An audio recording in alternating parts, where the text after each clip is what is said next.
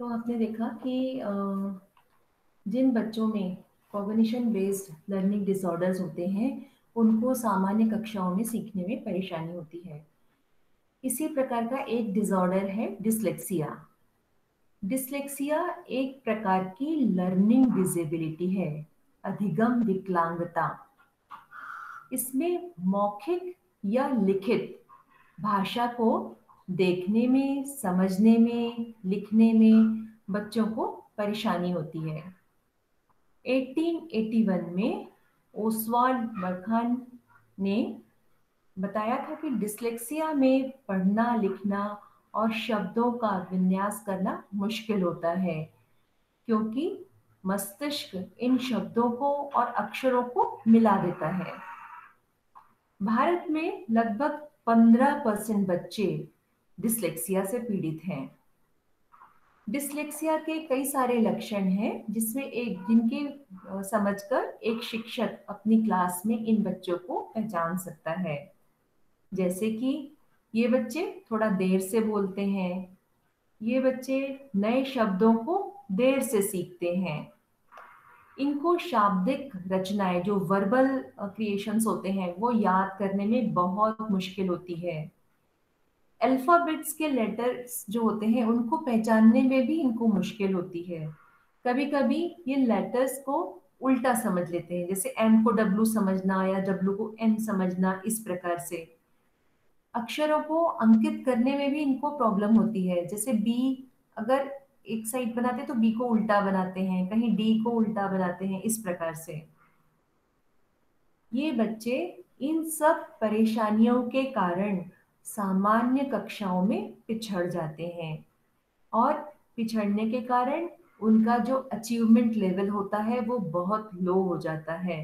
तो इस प्रकार से इन बच्चों का जो एजुकेशनल अचीवमेंट लेवल होता है वो सभी सब्जेक्ट्स में लो हो जाता है, क्योंकि सभी सब्जेक्ट्स में भाषा के माध्यम से ही उनको पढ़ा जाता है, और क्योंकि इनको भाषा को समझने में, मतलब शब्दों को समझने में परेशानी होती है, इसलिए इनका एजुकेशनल अचीवमेंट गिरता चला जाता है।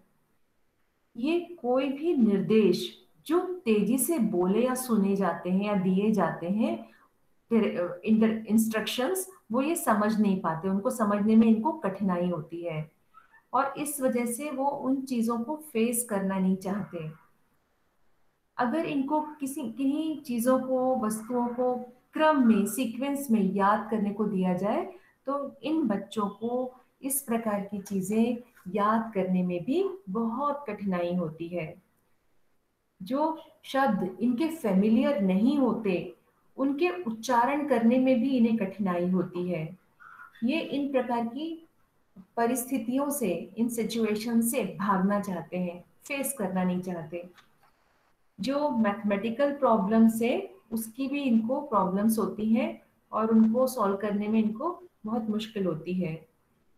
इन सभी कारणों के कारण इनका टाइम मैनेजमेंट बहुत पुअर होता है। कई बार ऐसे बच्चे कक्षाओं में इन्फेरिटी कॉम्प्लेक्स से भी पीड़ित हो जाते हैं। इन प्रकार के या डिसलेक्सिया के कारण क्या हो सकते हैं? इसके कारण है, कई बार जेनेटिक्स कारण होते हैं, कोई चोट या आघात लगने के कारण हो सकता है। इनके उपचार क्या हो सकते हैं? अगर प्रारंभिक फेस में ही इनका निदान हो जाए, मतलब डायग्नोस हो जाए, तो इनके लिए स्पेशल एजुकेशन का प्रोविजन किया जा सकता है। इनको स्पर्श, सुनने व दृष्टि की क्षमता की जांच करके भी हम इनको इस प्रकार के बच्चों के बारे में पता कर सकते हैं। इसके लिए कई प्रकार के साइकोलॉजिकल टेस्ट उपलब्ध हैं, उनके अनुसार हम इनकी प्रॉब्लम्स को जानकर, समझकर और उसी के अनुसार एजुकेशनल प्रोग्राम्स को डेवलप कर सकते हैं। इस प्रकार के बच्चों के लिए लगातार मूल्यांकन करने की जरूरत होती है, और साथ ही साथ ऐसे बच्चों के पेरेंट्स की काउंसलिंग भी बहुत जरूरी होती है, ऐसे बच्चों को पढ़ाने वाले सभी टीचर्स को विशिष्ट प्रकार के प्रशिक्षण की आवश्यकता होती है। एक्चुअली डिसलेक्सिया से जो प्रॉब्लम होती है बच्चों को, वो कई प्रकार की प्रॉब्लम होती है, जैसे रीडिंग राइटिंग या सीखने में परेशानी होती है। साथ ही साथ क्योंकि उनकी सारी एक्टिविटीज सामान्य नहीं हो पाती सीखने से संबंधित, तब उनको अपने साथियों से तालमेल करने में भी प्रॉब्लम आती है। उनका अपने साथियों के साथ एडजस्टमेंट लेवल अच्छा नहीं होता सामान्य रूप से, और इस कारण वो अपनी प्रॉब्लम्स को पेरेंट्स के साथ, फ्रेंड्स के साथ या टीचर्स के साथ शेयर करना नहीं चाहते।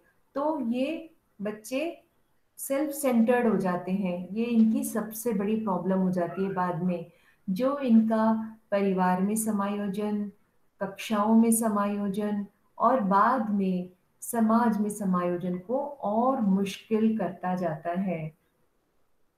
ऐसे बच्चे बहुत चिंताग्रस्त रहने लगते हैं और कभी-कभी डिप्रेशन में भी चले जाते हैं।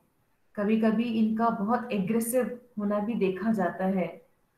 ऐसे बच्चों में लेकिन कई प्रकार के हुनर भी होते हैं, और इस कारण से उनके वो हुनर दब जाते हैं। उनके जो पोटेंशियल्स उनके अंदर होते हैं उनको निखरने का अवसर नहीं मिल पाता, और इस प्रकार से एक लॉन्ग टर्म लॉस होता है। वो लॉस एजुकेशनल, सोशल और डेवलपमेंटल रिलेटेड हो सकता है। इसलिए टीचर्स को बहुत ज़रूरी है ये जानना कि अगर उनकी कक्षाओं में इस प्रकार के बच्चे हैं तो उनको वो पहचान सके, और उनको उनके लक्षणों के आधार पर पहचान कर उसी के आधार पर उनके लिए शैक्षिक कार्यक्रम बना सके।